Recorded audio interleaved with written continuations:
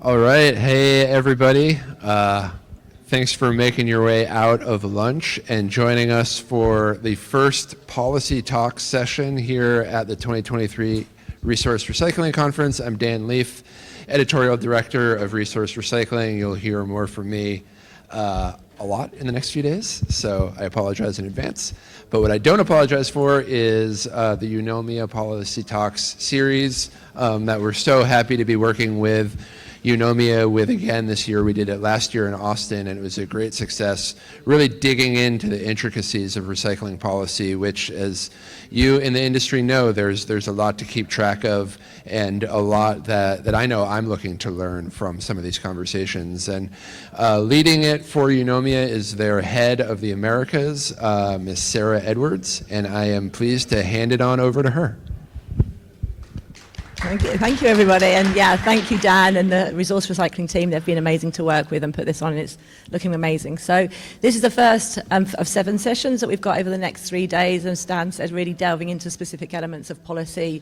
And the first one is probably like the biggest topic area we could have covered, but it will get you thinking for the rest of the conference. So I'm joined today by Seth Hackman, who is the Chief of Bureau at Solid Waste Planning and Licensing with New Jersey Department of Environmental Protection, and Ron, who is the founder of Clear Strategy and the project lead for the US's first producer responsibility organization, Circular Action. So I'll just hand it over to them first of all, just to introduce themselves before we get into having a bit of a discussion around policy and how it's going to be implemented from both a recycled content perspective as well as an extended producer responsibility perspective. So yeah, Seth. Hi, Seth Hackman, Chief of the Bureau of Solid Waste Planning and Licensing. We are implementing some new legislation that has recently been enacted in New Jersey, recycled content law, single-use reduction for plastics, food waste recycling, and food waste to energy production, and some more that are on their way. So. Thank you. You skipped over my last name. I won't hold you to it. It's a tough one. Hi, everybody. Ron Soriano. I am the project lead for Circular Action Alliance, founder of Clear Strategy. Circular Action Alliance is the first paper and packaging producer responsibility organization in the U.S., and it's being built. It's been built.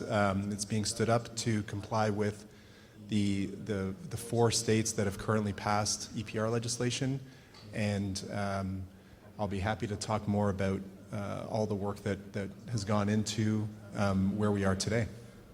Okay, so I'm sure everyone here knows this, but obviously over the last 3 years we've had some pretty tremendous changes, I suppose, in policy direction across the US. So we've had 3 states implement policy related to post-consumer recycled content. So in 2021 we had Washington, New Jersey, and California. And then we've also got 4 states that have passed EPR legislation. So Colorado, California, Maine, and I'm now forgetting the last one. Oregon. How can I forget Oregon? So, and each of those states are taking a slightly bit different take or perspective on how they're doing the implementation. So I thought it'd be really good to have some insight from the guys here about how they're implementing those 2 policies. So first of all, we'll start with recycled content legislation. So yeah, maybe you can just kick us off first. Seth, just talking about a little bit, obviously it passed in January 2022. I think it goes into effect Jan 2024, so it didn't give you much time to get this moving. So can you just talk us a little bit through the process that's happened since that legislation got passed effectively? Sure. So the nice thing about this legislation from our perspective is that we were really in lockstep with our legislature as they were passing it. We've never regulated the Coca-Colas of the world, the Unilevers of the world. So it was a big deal to try to get this implemented and figure it out. So for 2 years, we've been trying to figure out the best way to inform the regulated community about the law. And so we've come up with policy papers, frequently asked questions, developed an email address for them to contact us immediately, and then responded to questions as much as we could, but try to make it as easy as possible for the regulated community to understand and know how to implement this on their end. And typically, when the enactment occurs and then the effective date is 2 years later, people don't tend to panic right away, but little by little, as time gets closer, they go, oh my God, this is now going to affect me in my work. And so last few months, we've started to get a lot more contact with the regulated community about people that are concerned about how this is going to impact them. And so we have to be kind of on our toes to figure out how we're going to explain to them whether or not they are covered by the law or not, and what the various exemptions and waivers can do for them and how they can be implemented. Yeah, I mean, it's very complex, isn't it? And I mean, so what are some of the questions you've been asked? Like, what have been some of the challenges when you and I presume for you it's been a learning experience as well, right? Because you're one of the first states to go through this. Right, absolutely. And you know, it's always, you don't ever be the first, right? We're always the first on the eastern seaboard, but we're never the first. Yeah. So, you know, talking to California and Washington has been very helpful for us. CalRecycle is interesting. When we talk to them and we say, how do you implement this, or how do you interpret the law this way? They always say, well, let me check with our legal team. We don't have a legal team. We have one deputy attorney general assigned, and to get information back from that person, it takes a long time. So the challenge a lot of times for us is to say, okay, well, this company's coming to us. They're not sure if their products are regulated. They're trying to understand the definition of manufacturer, possibly, to determine whether or not it's the brand owner, it's the distributor, importer, because that's all defined in our law. And for us to help them figure it out is a little bit difficult. So we started to create these stakeholder meetings where you know, we would set out some questions for the stakeholders to answer, but then we would also accept questions from them. And when there were concerns about the law that we couldn't answer, we'd always come back and issue something in writing, but a lot of times we could answer them on the calls themselves. Yeah, I think it's really important to have a log of all those questions so that others you can give consistent messaging, and also, you know, people that aren't able to communicate as well, you get that information. So if I suppose, looking back, what are some of the things you might have changed, or what were the important parts in that kind of in the bill passing that has made this process a little bit easier for you on the ground? Right. So in terms of changing things, I think we probably would have tried to reach out a little sooner to the regulated community. One thing we learned right away was that the best way to reach more people was to go through representative organizations. Yeah. And you know, with us, that there's a lot of them in New Jersey, but this is not just a law that deals with New Jersey, you know, regulators. It's also with the rest of the country as well. It's anybody who sells products into New Jersey. So it's very difficult for us to figure out like who manages or who represents the bottlers for wine in California. And you know, so a lot of us, you know, a lot of time we spent over the last 2 years was trying to figure out who those people are and how to get in touch with them. So that, if we knew the law was being passed, we probably should have done that a little bit more ahead of time. But in terms of, you know, things that have helped us get through this law, there's some definitions in the law that have helped us. There's some things that allow us to modify the recycled content requirements, basically at our own discretion. But if there's a low amount of recycled PET out there, if there's technological changes that have occurred, such as chemical recycling, how is that going to be a part of this? So all that has to be taken into account, but there are a lot of parts of the law that allow the department to modify the mandates and also allow the regulated community to come back and say, we can't meet your mandate, here's why. And so I think the law gave that kind of flexibility to both of us. That's a really interesting point, because often, though, you know, when you're going through the process of developing the bill and getting the bill passed, there's quite a lot of opposition from some stakeholders to have that flexibility, right? Because they suddenly think, oh, the producers aren't going to do what we've asked them to do, they're going to kick the can down the road, all those sorts of sayings come up. So, yeah, I mean, how have you, I suppose, been able to keep to the timescales and the targets that are in the legislation? Like, how's that process gone? So far, so good. It's yet to be seen, because as of January, everything's going to be implementable, right? So we'll have to see how everybody comes to it. The problem also with the law is that we don't really have a good way to audit people, right? How do we know if you're using 20% recycled content in your bottles or not? You know, so we basically have to take, you know, their word for it and try to find out if there are third-party certifiers out there that we've been told there are, and find them and figure out whether or not they can help us or not. So it's still a very complicated law. There are going to be some challenges along the way once the dates come into effect. But I think just getting there and trying to explain the law and provide as much information out to the regulated community as possible has helped us at least get more people into compliance so far. Yeah, and I think obviously how you measure recycled content and how you get attestation for some of that is a whole another discussion for another topic. So thanks, Seth. So now over to Ron on even bigger subject, extended producer responsibility.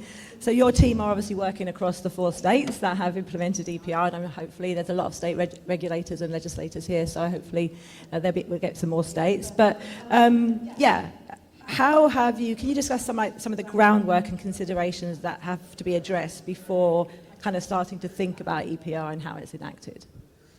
Yeah, thank you. So I think what I would say is this has been a long journey for us as a project team, trying to bring the initial sort of producers who've played a leadership role in this together to start to implement what the compliance would be and how they would comply with the four laws.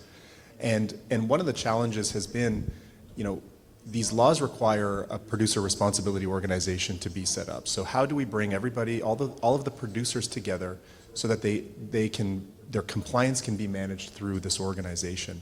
So starting last year in the summertime, we'd been working to bring together some of the initial organizations, producers who are going to be responsible. Companies like Unilever and Coca-Cola and Keurig Dr. Pepper and others. And the Recycling Partnership was actually a great partner in helping to convene some of those initial meetings and start to bring people to the table.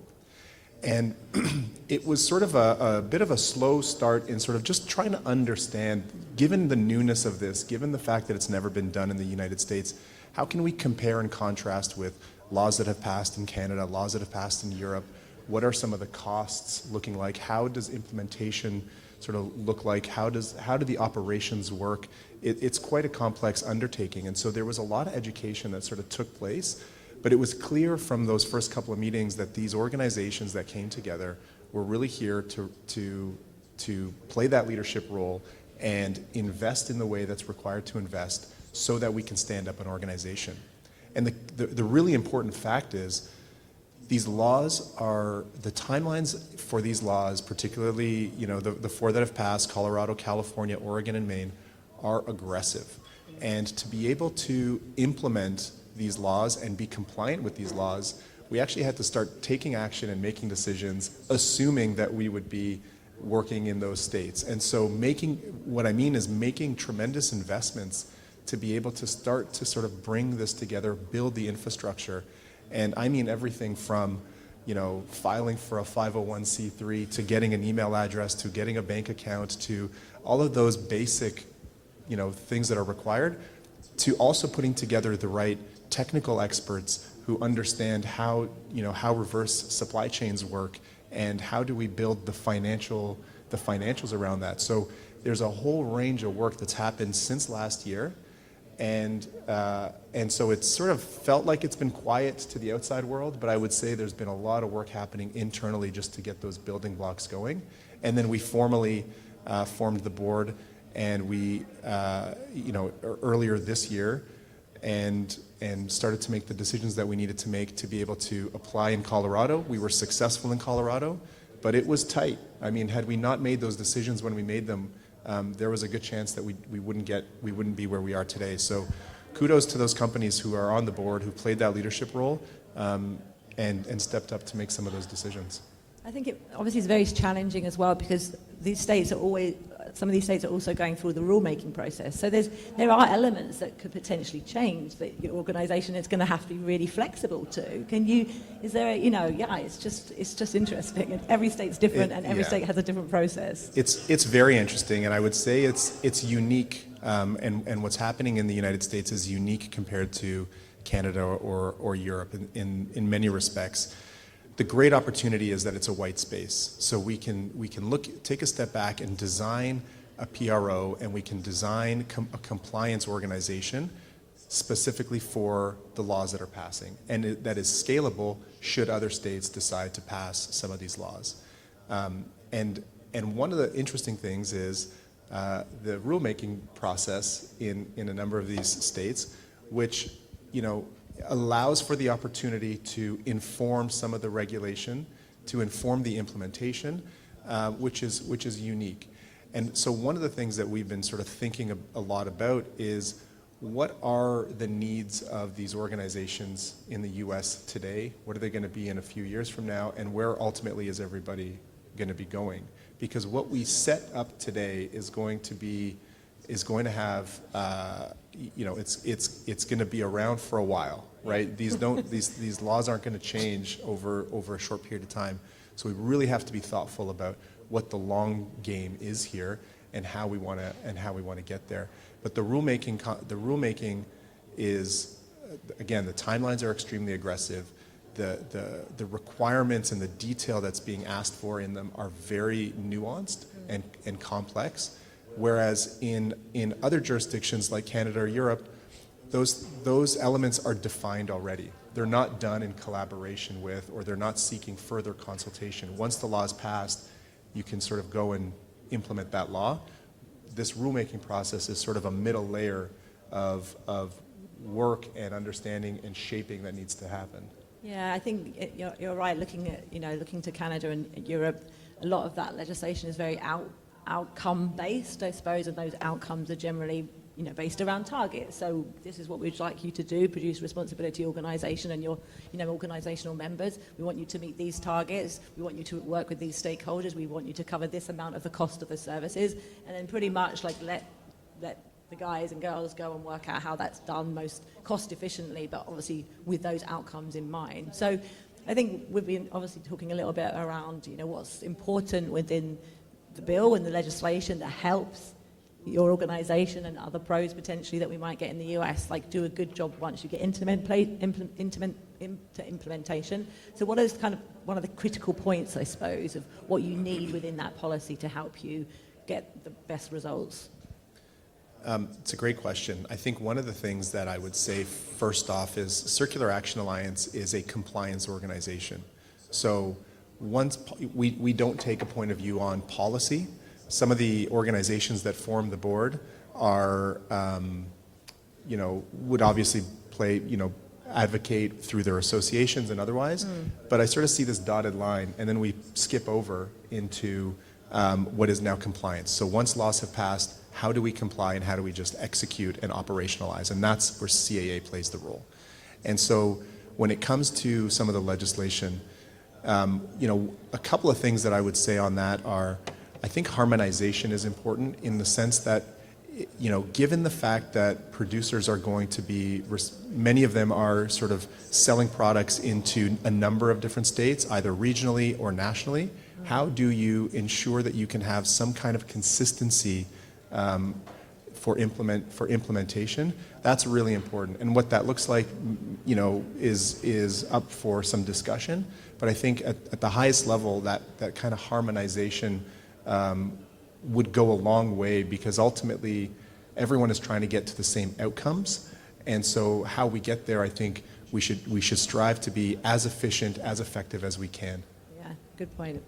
So you've obviously, probably most of you have heard the term needs assessment, which is something quite unique actually to EPR legislation and making in the US compared to many other jurisdictions. So Naomi is very lucky to have just been appointed with HDR, our colleagues somewhere in the room, to do Colorado's needs assessment for the Circular Action Alliance. We're just about to start a crazy 4 or 5 month process where we're going to have to really delve into how services are delivered now and how we want them to potentially be delivered in the future. But can you talk a little bit about the needs assessment process?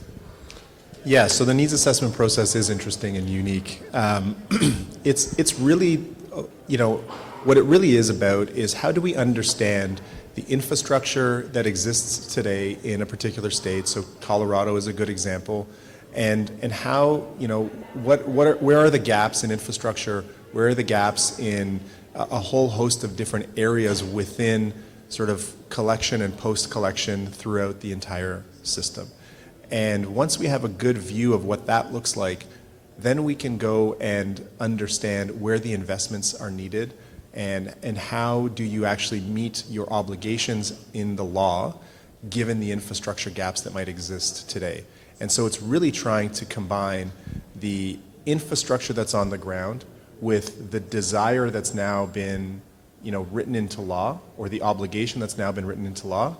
And if you can't get there with the current infrastructure, you're going to have some gaps in meeting your overall objectives. And so really that needs assessment is a critical factor, and sets the foundation for how that system is going to operate and where the investments need to happen over the long term. Yeah, and I think we're seeing obviously needs assessment written into the EPR legislation that should be commissioned by the PRO to do that work.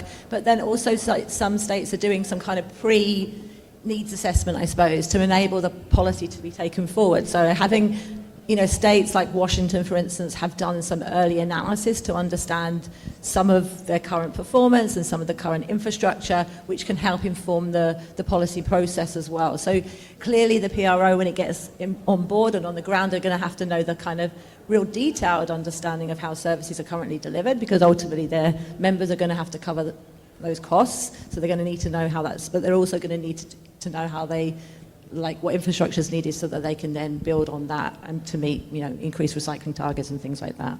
So just the last question before I take it to the audience, because I'm sure there's people with many questions. So, are there any lessons, I suppose, learned at this point that should be considered in the future EPR policies? And maybe you kind of touched a bit on this already, I suppose, with the harmonisation piece, but anything else you want to add? I think the harmonization piece is really important. I think that there are common sort of elements of a PRO that are gonna be cross-cutting across all of the states that pass EPR legislation. So whether that's reporting, so as companies report their tonnage and what they put into the market, that can sort of be done across the different states. And then there are elements that are going to be state specific, and that's related to the needs assessment, that's related to infrastructure and other things. So that harmonization piece continues to be really important for a series of different factors. I would also just say one thing that I think is really important is, we have not underestimated the amount of engagement with various stakeholder communities that is required to be successful here. And Seth touched on this as well. And I think it's worth sort of reiterating a little bit. There are the technical elements of a PRO and the implementation work that needs to happen and the governance of setting up an organization and all of these different elements that are really important.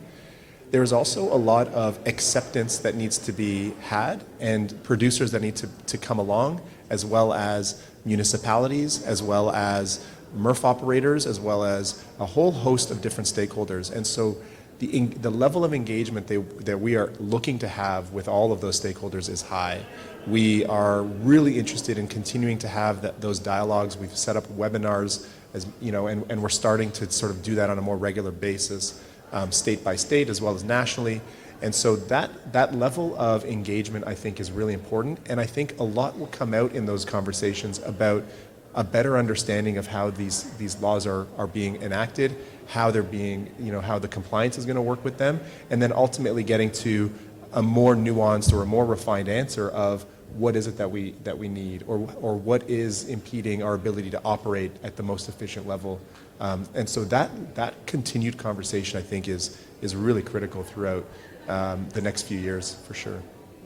Yeah, definitely communication across all the stakeholders is going to be critical. So I would like to thank the panelists here for kick-starting our policy talk stage and for coming down to Florida. So thanks again. And if you put your hands together for these guys. Thank you.